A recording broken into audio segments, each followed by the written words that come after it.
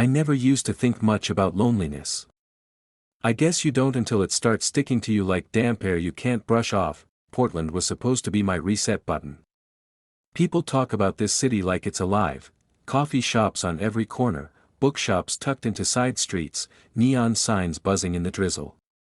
I moved here 2 years ago, telling myself it was for work, but really it was because I needed to get away from everything back east that I had just turned 28, and my life looked decent from the outside.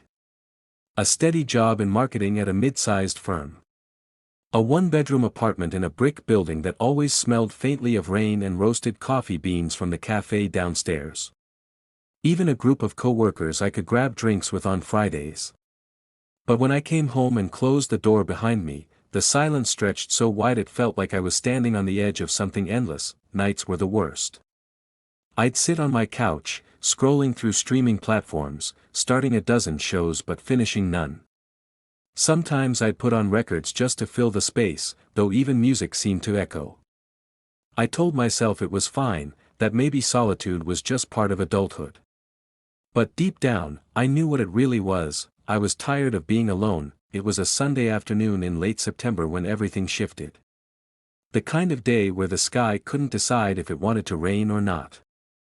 I'd wandered into a small bookstore on Hawthorne Boulevard. The place smelled like paper and dust and brewed tea, and the wooden floors creaked under every step. That I wasn't looking for anything in particular, maybe just a distraction. I drifted past the shelves until I found myself standing in the fiction section, running my fingers over spines like I could feel the stories inside them. That's when I heard her voice. "Sorry, do you mind?" I turned, and she was standing right there, reaching for the exact book my hand hovered near. A copy of The Great Gatsby. Her fingers brushed mine, just a second of contact, warm and electric. She smiled, a little apologetic but amused too. Dark hair pulled into a messy bun, strands escaping to frame her face. A gray sweater that looked too big on her shoulders, like she had borrowed it from someone else. And eyes, God, her eyes, hazel, but shifting colors depending on the light. "No, go ahead," I said, stepping back. "You sure? You looked like you wanted it." I shrugged. "I've read it a few times. You can take it." She tilted her head, studying me like she was trying to figure something out. Then she said, "Thanks. I'm not usually into classics, but I promised my friend I'd give it another try." That should have been the end of it, two strangers crossing paths in a bookstore, nothing more. But something in me didn't want to let the moment slip away. Maybe it was the way she looked at me like I wasn't invisible. Maybe it was just the quiet ache I carried every day, begging for a break. "Do you want my honest opinion?" I asked. "Sure. It's overrated." She laughed, not the polite kind but the real kind that bubbled out unexpectedly. "Finally. Someone who says it." And just like that, the silence that had been my closest companion for months cracked open. Her name was Emily. She told me that a few minutes later, after we'd moved from standing in the aisle to sitting at the little cafe inside the bookstore. She ordered chamomile tea, I got black coffee. We sat at a small round table by the window, steam rising between us. She was 26, a teacher at a local middle school. She had moved to Portland from Arizona the year before, chasing cooler weather and, in her words, a city where everyone carries a tote bag and pretends to read poetry. I don't know how long we sat there, but time slipped like sand. We talked about books, music, how strange it feels to move somewhere new and start over. She told me about her students, how they were exhausting and brilliant all at once. I told her about my job, though I tried to make marketing sound less boring than it was, and the whole time, I couldn't stop noticing the little things. How she pushed her hair behind her ear when she was thinking. How she leaned forward when she laughed. How, when the rain finally started outside, she glanced at the window and smiled like the world had just given her a secret gift. When she finally checked her phone and said she had to go, I felt a sudden pull in my chest. "It was nice talking to you," she said, standing and slipping her bag over her shoulder. "You too." For a second, I almost let her walk away. Almost convinced myself it was just a nice conversation with a stranger, nothing more. But my heart thudded like it knew better. "Wait, Emily. She turned back, would you maybe want to grab coffee again sometime? Outside of a bookstore, I mean. She studied me for a second, like weighing whether I was serious. Then her lips curved into a smile, yeah. I'd like that. She handed me her phone. I typed my number, hit save, and passed it back. She waved before heading out into the drizzle, leaving me standing there with the strange, dizzy feeling that maybe, just maybe, the city wasn't so empty anymore. That night, when I got home, the silence didn't feel so heavy. For the first time in a long while, I caught myself smiling at nothing that I didn't know it yet, but meeting her in that bookstore was the start of everything, every twist, every heartbreak, every moment that would change me, and it all began with a hand brushing mine over a copy of The Great Gatsby. Emily texted me 2 days later. It was a Tuesday evening, and I had just gotten home from work, loosening my tie, dropping my keys in the bowl by the door. The sky outside my window was painted in streaks of orange and pink, the kind of sunset you almost miss because you're too busy scrolling through your phone. I was about to order takeout when my screen lit up with an unknown number. Hey. It's Emily, from the bookstore. Still up for coffee sometime? I read it 3 times before the corners of my mouth betrayed me and curled into a grin that I typed back, trying not to sound too eager. Definitely. When are you free? The dots appeared, disappeared, then reappeared. How about Thursday after work? There's this little place on Division 1. Like, sounds perfect. What time? 6, see you then. I set my phone down and leaned back against the couch, exhaling like I'd just run a mile. It was only a coffee date, nothing more, but already my apartment felt less like a cage and more like a waiting room for something good. Thursday came slower than I thought it would. Work dragged, every meeting felt longer than the last. By the time the clock hit 5, I was half running out of the office, ignoring the drizzle that had started to mist the sidewalks. The cafe Emily chose was tucked between a record shop and a florist. Its windows glowed warm against the gray evening, and when I stepped inside, the air smelled of cinnamon and fresh espresso. She was already there, sitting by the window, her hands wrapped around a steaming mug. She wore a green jacket over that same oversized sweater, and when she looked up and saw me, she smiled like we'd known each other longer than a week. You made it, she said, wouldn't miss it. I ordered a cappuccino, then slid into the chair across from her. For a moment, I just took her in, the way her hair was down this time, falling in waves over her shoulders, the way her hazel eyes seemed to shift with the light from the lamp above us. So, she said, leaning forward. Tell me something you didn't already tell me on Sunday. Like what? Anything. Surprise me. I thought for a second, tapping my fingers against the mug. Okay. I used to play guitar in college. Badly. My roommate said I made the walls cry. She laughed, shaking her head. That's not bad, that's just practice. Trust me, it was bad. I wanted to impress a girl, but she ended up dating the drummer of some local band instead. Probably for the best.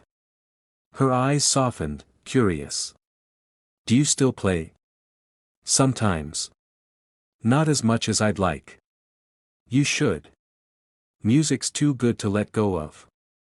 I tilted my head. Your turn. Surprise me. She sipped her tea, then set it down. I almost didn't become a teacher. I was this close to going to law school. My dad wanted me to. But every time I pictured myself in a courtroom, I felt trapped. So I bailed and applied for a teaching program instead. Do you regret it? Her smile turned small but certain. Not for a second. I don't know if it was the warmth of the cafe, or the rain pattering outside, or just her voice, but something about that conversation settled inside me like an anchor. She wasn't just someone I'd met by chance. She was someone I wanted to know, really know, layer by layer. We stayed until the cafe closed, talking about everything and nothing, favorite movies, embarrassing childhood stories, even the weirdest foods we'd ever tried. She wrinkled her nose when I admitted I once ate canned oysters on a dare. I nearly spit out my coffee when she confessed she thought peanut butter was grossly overrated. When the barista politely told us they were shutting down for the night, we stepped out into the damp air. The rain had eased into a fine mist, the streetlights glowing halos in the fog. Do you need a ride? I asked. She shook her head. I live a few blocks away. I like walking in the rain. I hesitated, then said, can I walk you home?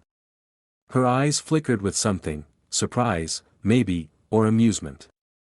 But then she nodded. Sure. So we walked, side by side, our shoulders occasionally brushing. The city felt quieter than usual, like it was giving us space.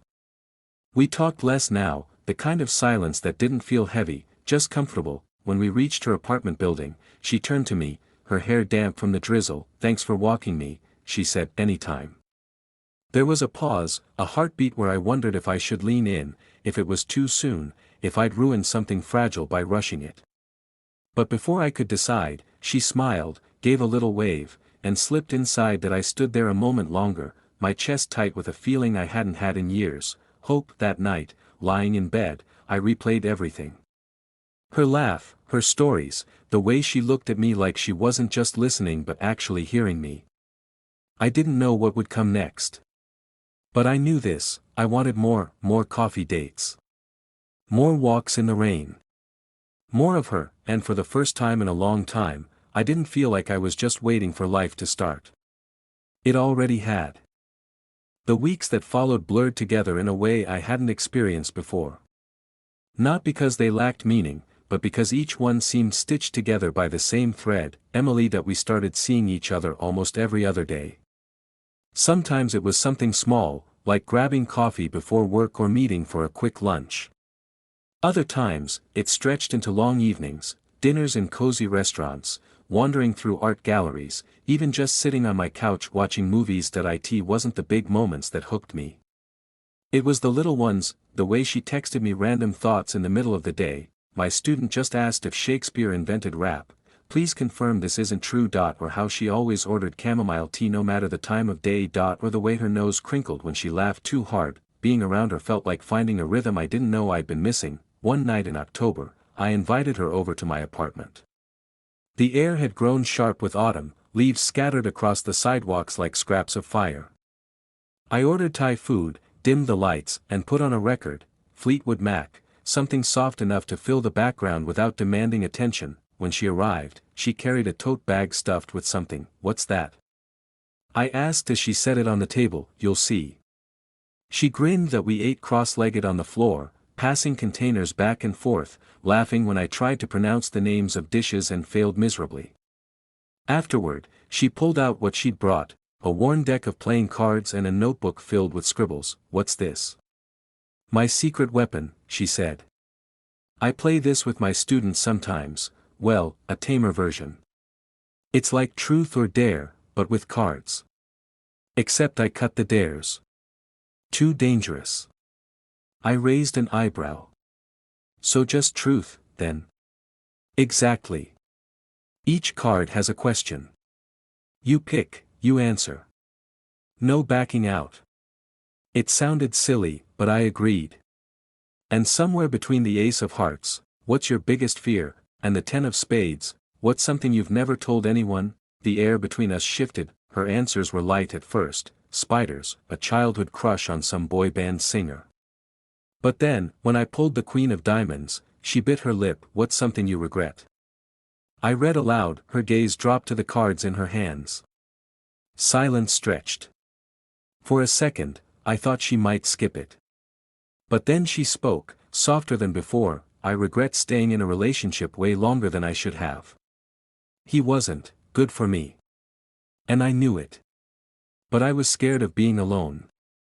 Something in her tone made my chest tighten. I wanted to ask more, but the look in her eyes told me she wasn't ready to dive deeper. So I just nodded. I get that. She looked up, searching my face. Do you? I swallowed. Yeah. More than you know. We didn't finish the game. Instead, we sat close, the cards scattered between us, our shoulders touching. The record spun another song, and without thinking, I reached for her hand. She didn't pull away. That it wasn't a grand gesture, no fireworks or movie-worthy kiss. But in that quiet moment, with her fingers laced through mine, I felt something I hadn't in years. Safe, of course, it wasn't all effortless. Nothing real ever is. The first hint of friction came a week later. We had planned to go out for dinner on Friday, but at the last minute she texted, "Can we rain check?" Crazy week at school that I told her it was fine, and it was. But then it happened again the following week. And again after that. Always last minute, always with an apologetic smile or a promise to make it up to me. Part of me worried it meant she was pulling away. Another part told me to be patient, teaching wasn't an easy job, and maybe she just needed space. But I'd be lying if I said it didn't stir up old insecurities, the same ones that had whispered through past relationships, "Maybe you're not enough. Maybe they'll get tired of you too." Still, every time we did meet, it was as if the doubts melted. She'd lean her head on my shoulder at the movies, or laugh so hard she nearly cried when I tried to cook and set off the smoke alarm. She was present, warm, alive, that I told myself that mattered more than the cancellations. One night in early November, after another long week, I walked her back to her apartment. The air was sharp, our breath visible in the glow of the streetlights. At her door, she lingered instead of going inside. "You know," she said, tugging at her sleeve, "I like this." "This?" I asked. "Us." Her eyes met mine, steady and clear. "I just don't want to mess it up." "You won't," I said, meaning every word. For a heartbeat, she hesitated. Then she leaned in, pressing her lips to mine, gentle, tentative, like she was testing the waters. My hand found her waist, pulling her closer, and the kiss deepened, slow and certain. When we finally pulled back, she rested her forehead against mine. "Good night," she whispered. That I watched her slip inside, my chest still burning, knowing without a doubt that I was falling fast. By Thanksgiving, Emily and I had woven ourselves into each other's lives. That she'd started leaving a toothbrush at my place, a spare sweater draped over my couch. My Spotify playlists suddenly had her fingerprints all over them, soft indie bands I'd never heard of, acoustic covers she swore were better than the originals. My mornings felt different too. I'd wake to a text from her, something simple like "Don't forget your umbrella today" or "Good luck with that meeting." Small things, but they rooted me in ways I didn't know I needed. That we weren't official, not yet. But it felt like we were heading there, unspoken but inevitable. One Saturday in late November, she invited me to her apartment for the first time. I'd walked her there plenty of times, but I'd never been inside. Her place was small, second floor of an old brick building, but it felt instantly like her.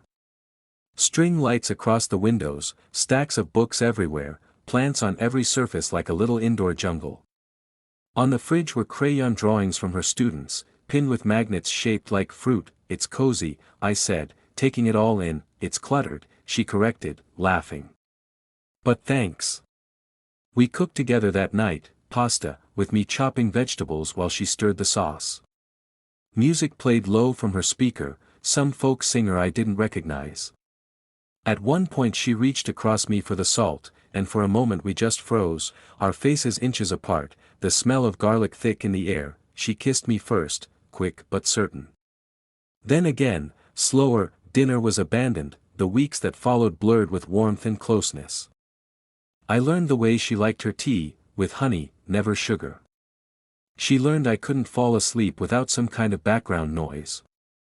We spent Sundays wandering the city, stopping at farmers markets, thrift shops, tiny diners, and yet, cracks began to show. Small, almost invisible at first. Sometimes she'd get quiet out of nowhere, her eyes drifting somewhere far away. When I asked what was wrong, she'd shake her head, force a smile, and say, "Nothing. Just tired." Other times she'd cancel plans last minute, citing work, though her voice carried a strain that didn't sound like exhaustion. One night, as we sat on my couch, she got a call. Her phone buzzed, face down on the cushion, and I watched her glance at the screen. Her expression flickered, surprise, then something I couldn't place. She declined the call quickly, locking the phone. "You okay?" I asked. "Yeah," she said too quickly. "Just spam." I nodded, but the knot in my stomach told me otherwise. It wasn't all shadows, though. For every doubt, there were a dozen moments that pulled me closer, like the night we decorated my apartment for Christmas.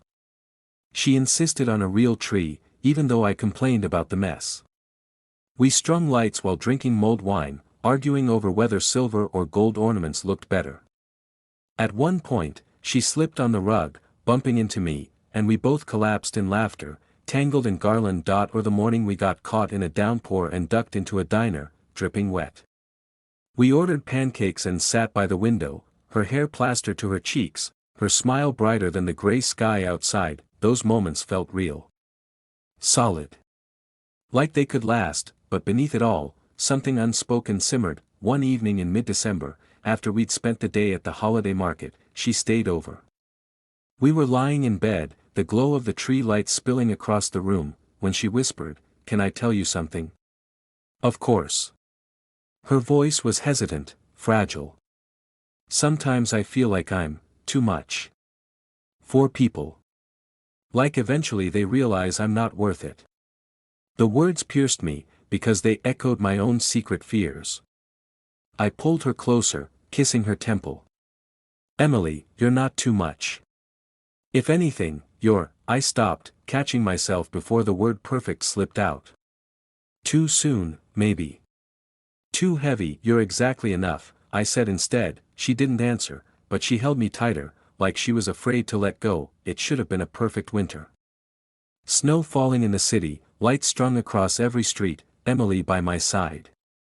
And yet, behind the warmth, there was always that shadow, that unanswered call, those quiet moods she wouldn't explain. That I told myself it didn't matter.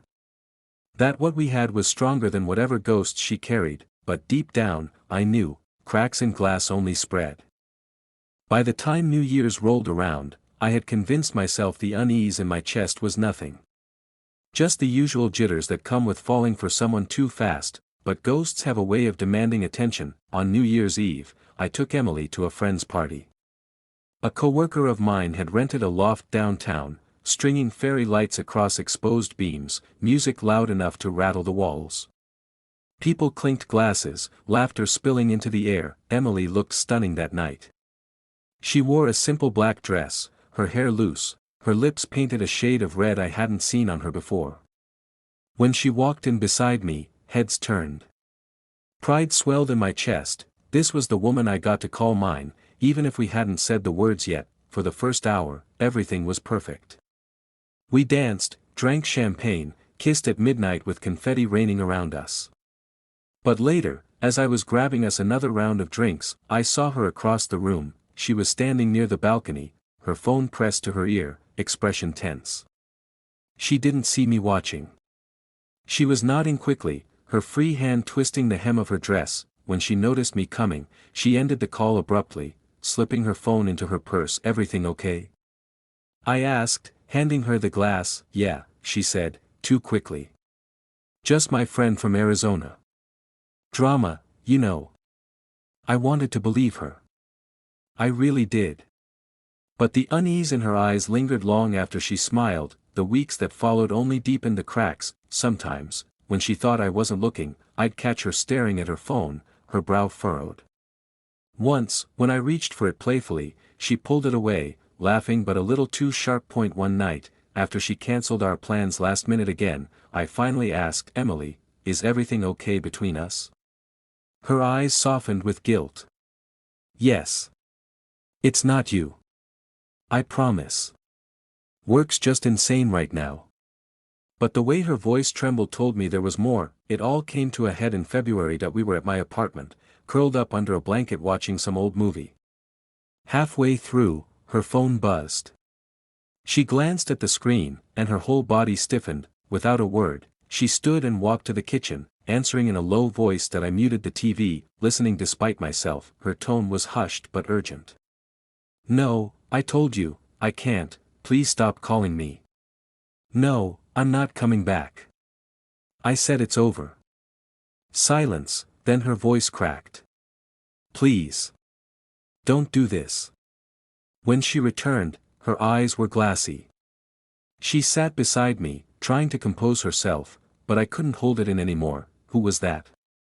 I asked quietly. Her lips parted, but no sound came. Finally, she whispered, my ex. The word hit me like ice. She looked down at her hands. We were together for 3 years. It was bad. Controlling, manipulative. I should have left sooner, but I didn't. And when I finally did, he didn't take it well. I stayed silent, letting her speak. He keeps trying to call, to text. Sometimes he shows up at places I used to go. I thought moving here would give me space, but he still finds ways. Anger flared in my chest, not at her, but at whoever had made her look this fragile, this scared. Why didn't you tell me? I asked, softer than I felt. Tears filled her eyes. Because I didn't want you to think I was broken. Or worse, that I was still tied to him somehow. I just wanted a fresh start. I reached for her hand, squeezing it tight. Emily. You're not broken. And you don't have to carry this alone anymore. She looked at me, eyes shimmering, and for the first time, I saw the full weight she carried. That night, as she slept beside me, I lay awake, staring at the ceiling. The pieces began to click, the cancelled plans, the sudden mood swings, the hidden phone calls. It all made sense now, but knowing the truth didn't erase the fear gnawing at me. Because ghosts like that don't just vanish. They linger. They fight, and I had no idea how far hers was willing to go. March in Portland had a way of feeling wet and gray, as if the city itself was holding its breath. And that spring, my life felt like it was under the same cloud. Emily's ex had crossed a line. It started with small things, messages that appeared on her phone when she thought I wasn't looking, missed calls at odd hours. I tried to brush it off at first, telling myself to trust her. She was open about everything else, after all, but then one night, as we were walking home from dinner, we saw him. He was leaning against a lamppost a few blocks away, coat collar high against the drizzle. He looked older than I expected, eyes sharp, scanning the street like a predator. When he spotted Emily, he straightened, and for a moment, she froze. I stepped closer to her. Emily. She swallowed hard. It's him. The man didn't approach. Not yet. But just seeing him made my stomach tighten. My hands balled into fists instinctively. Do you want me to call someone? I asked, my voice low. No, she said quickly. He won't do anything here. It's just a reminder. That's all. But I could see the flicker of fear in her eyes. The following week, things escalated. She got a call late at night. He was outside her apartment building. She called the police, but the officers only gave warnings, nothing more. She was shaken, pacing her apartment. When I arrived the next evening, I thought I was done with him, she said, voice trembling. I thought moving here meant I could start over, but he won't let me. I pulled her into my arms, holding her tight. Emily, we'll figure this out. I'll help you. You're not facing this alone. She looked up at me, tears streaming, and I felt a surge of protectiveness so fierce it hurt. I don't want to drag you into this, she whispered. You're not, I said firmly. I'm here because I want to be. Because I care about you. And right now, you need me. The days that followed were tense. We started going out less, avoiding places where he might appear. But the stress brought us closer in some ways.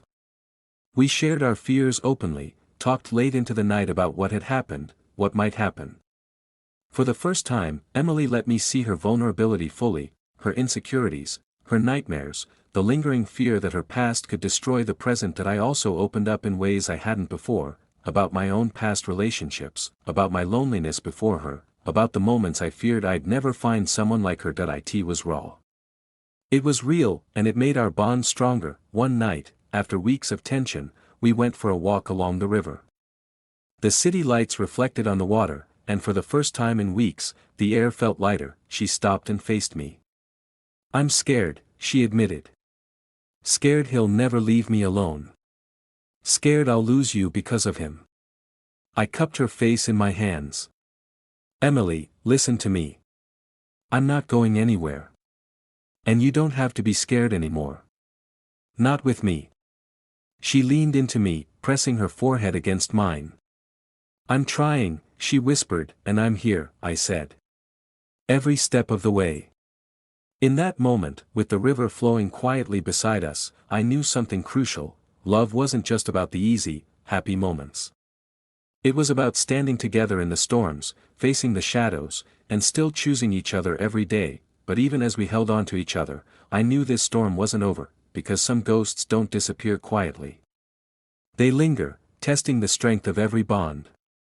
And Emily's ex was just the beginning. April came in with rain that never seemed to stop.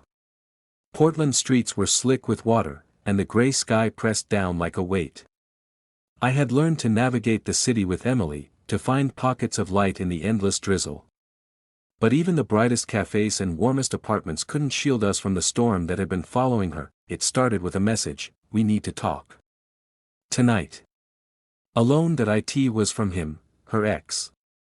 My hands shook as I read it over and over, the city outside my window blurring. He wants to see me, Emily admitted when I showed her the message. Her voice was quiet, almost resigned. Alone? I asked, anger rising in my chest. She nodded. He promised he'd leave me alone if I just listened once. I wanted to tell her no, to insist we go to the police, to fight him myself. But Emily looked at me with that fragile trust, that unspoken plea. I need to do this, she said. That I swallowed my fear. Okay. I'll wait here. I trust you. She gave me a small, tense smile, then left. Hours passed. I sat in my apartment, the rain tapping against the windows, imagining every possible scenario. My mind conjured threats, confrontations, violence. Every shadow seemed to contain him. When she finally returned, it was late. The door clicked behind her, and she leaned against it, pale and shaking. He threatened me, she whispered, voice barely audible. He said if I stayed here, if I stayed with you, he'd make me regret it. I felt my blood boil. Emily, we're going to deal with this. You don't have to be afraid anymore. She shook her head. I am afraid. And I don't know how to stop it. I thought moving here meant freedom. But he keeps following me. I took her hands, holding them tight. Then we fight this together. I'll be by your side. We'll find a way. The next days were tense, filled with plans and precautions. We contacted the police, filed complaints, and even changed some routines to avoid him. Every shadow, every unexpected knock, sent a jolt through us both, but through it all, something remarkable happened. Emily and I became stronger together. We communicated more openly, shared every fear and every plan. We learned how to trust one another fully, how to lean on each other without shame. One night, after the rain had finally eased, we walked along the river. The moon reflected on the wet streets, a silver ribbon of light. She looked at me, and for the first time in months, she smiled without fear. I don't know what I'd do without you, she said. You won't ever have to find out, I replied. I'm not going anywhere. We stopped, the city quiet around us. I took her face in my hands, brushing the damp strands of hair from her forehead. Emily. I love you. And no one, no past, no shadow, no storm, will change that. Tears shimmered in her eyes. I love you too. For the first time, the fear that had stalked us seemed to lift. And in that moment, I knew we had survived something that could have broken us, but the storm outside was only a reminder. Life doesn't stop testing you just because you fall in love. Shadows linger. Threats remain. And love, the real kind, is forged in the fire of those trials. By late spring, the city was beginning to bloom. Portland's gray streets were speckled with cherry blossoms, and the rain seemed softer, gentler, as if apologizing for months of constant drizzle. For Emily and me, it felt like a new chapter. The ex hadn't appeared in weeks. With police involvement and clear boundaries, we finally felt the weight lift, leaving space for us to breathe, to just be together without fear. Our mornings became routine in the way love settles in quietly. I'd make coffee, she'd make toast, and we'd sit at my kitchen table, talking about everything and nothing. Sometimes we sat in silence, enjoying the hum of the city below, our hands intertwined on the worn wooden surface. On weekends, we explored Portland in ways we hadn't before: bike rides along the river, late-night ice cream runs, tiny antique shops tucked into narrow streets.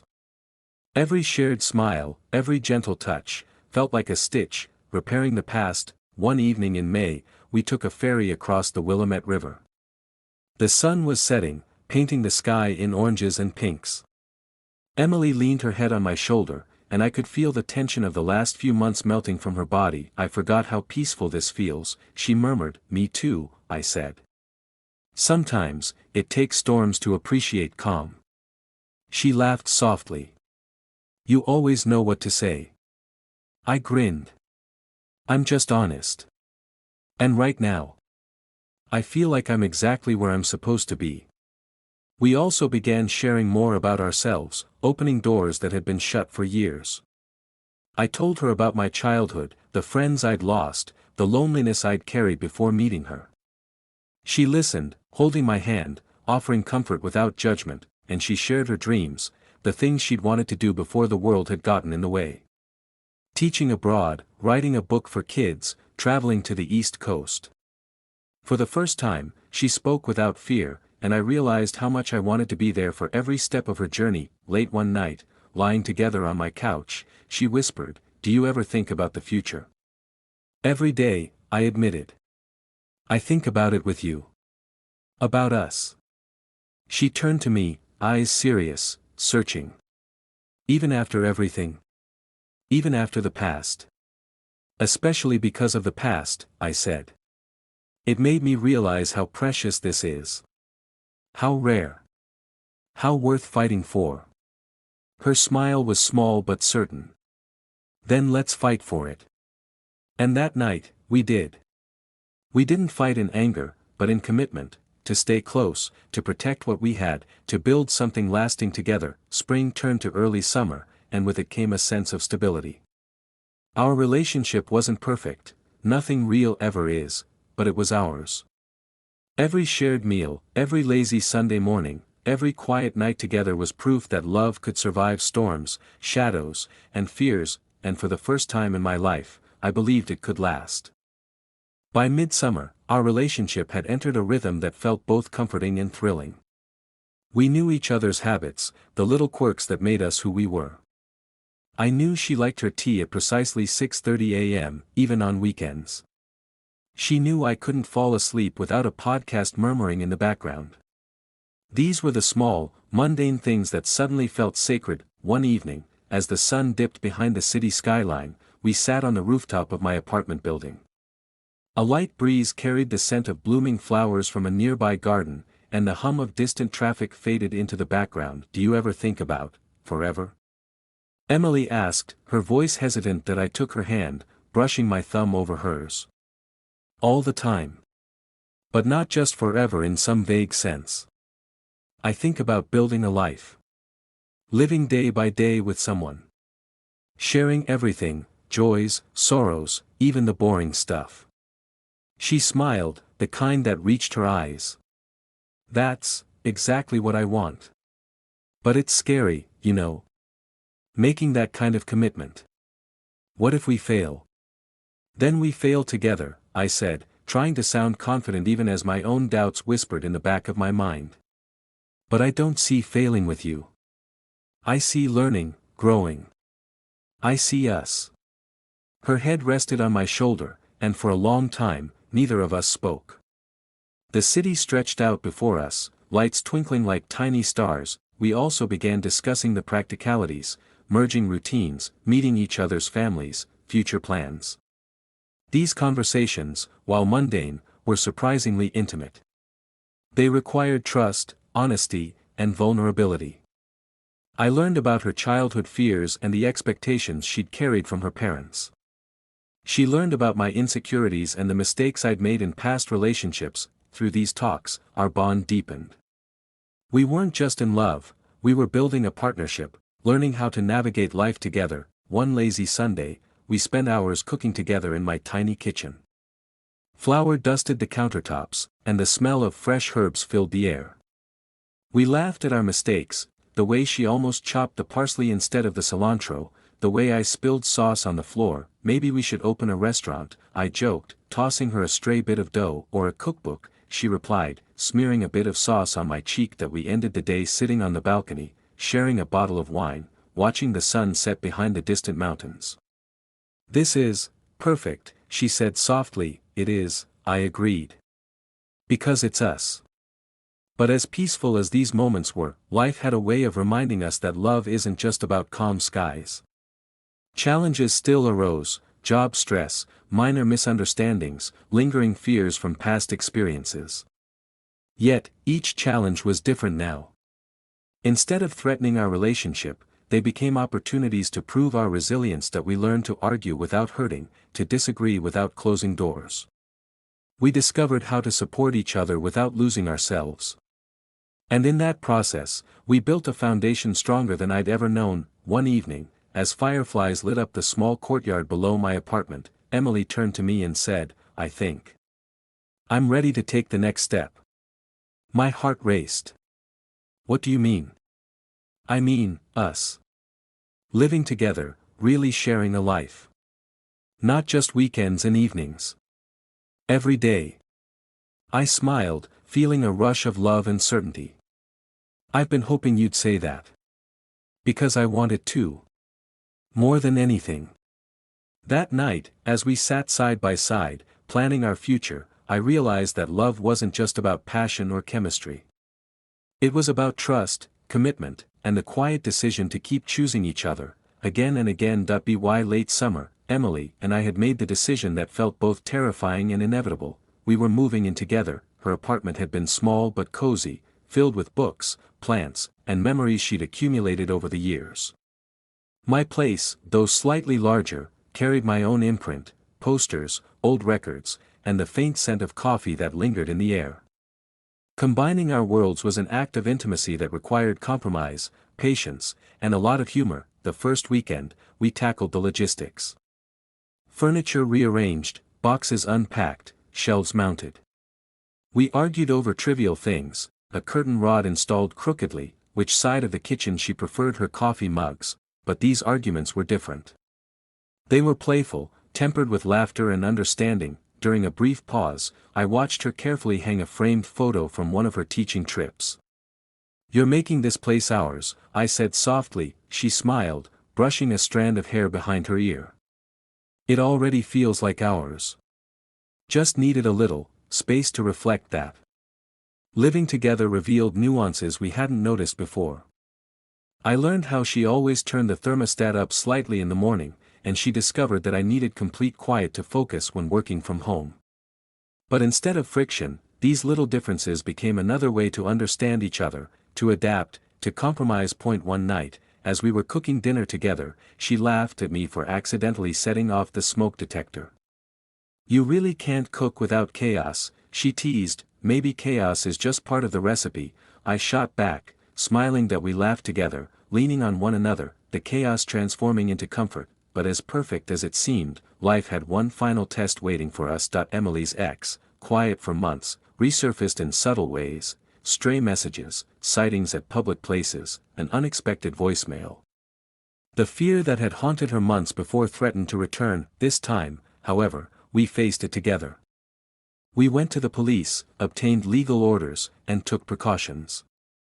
But more importantly, we confronted the emotional shadow it cast. One evening, after securing the last of the paperwork, we sat on our shared balcony, the city lights glimmering below. I'm tired, she admitted, leaning against my shoulder. I know, I whispered.